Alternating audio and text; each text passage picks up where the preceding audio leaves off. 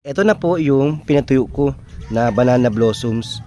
Nasa kulang 7 oras ko lang po pinatuyo. Araw po, ngayon po gagawa po kami ng dried banana blossoms. Imbis po na itapon itong mga bulaklak ng puso ng saging, gawin po natin yan dried banana blossoms. Yung po bagang panlagay sa humba. Ito po yan. Ito lang po yung mga nakuha namin na bulaklak.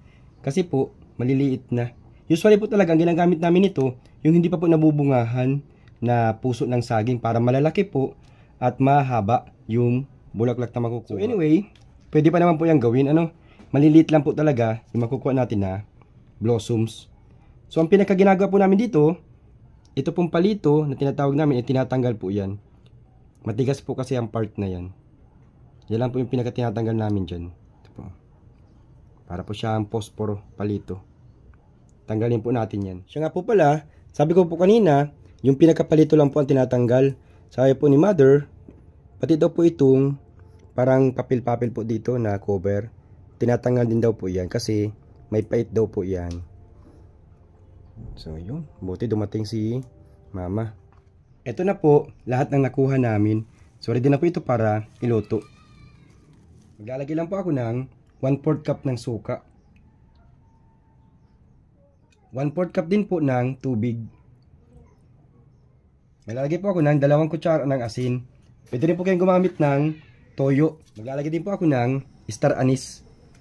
Ganyan po, wait lang po natin yan na kumulo. Kapag medyo kumukulo na po, pwede na po natin yan haluin. Para tuluyan pong matunaw yung mga asin. Kapag kumukulo na po, ito po mga blossoms, ilagay na po natin. Then pakuloan po natin yan ng up to 5 minutes. Para ma-absorb po ng blossom yung timpla natin. Haluin na po natin ng bahagya. Pagkalipas po yung 2 minuto pagpapakulo, maglalagay na po ako ng asukal. 2 kutsara po ng asukal. And then haluin po natin ulit. Tuloy-tuloy na po natin hanggang sa 5 minuto. Pagkalipas po ang 5 minuto, okay na po yan. Tanggalin na po natin sa tubig. At i-drain po natin yung excess na tubig. Drain lang po natin yung excess na tubig. And then maya maya po, ito po ay ibibilad po natin sa araw. Ito na po yung pinatuyo ko na banana blossoms. Nasa kulang 7 oras ko lang po pinatuyo. Okay na po ito. So ganun lang po ang paggawa ng dried banana blossoms. Pwede po ito panghalo sa patatim, sa patutim, sa humba, pork humba. Yan, masarap po yan sa pork humba. So store na lang po natin sa magandang lalagyan.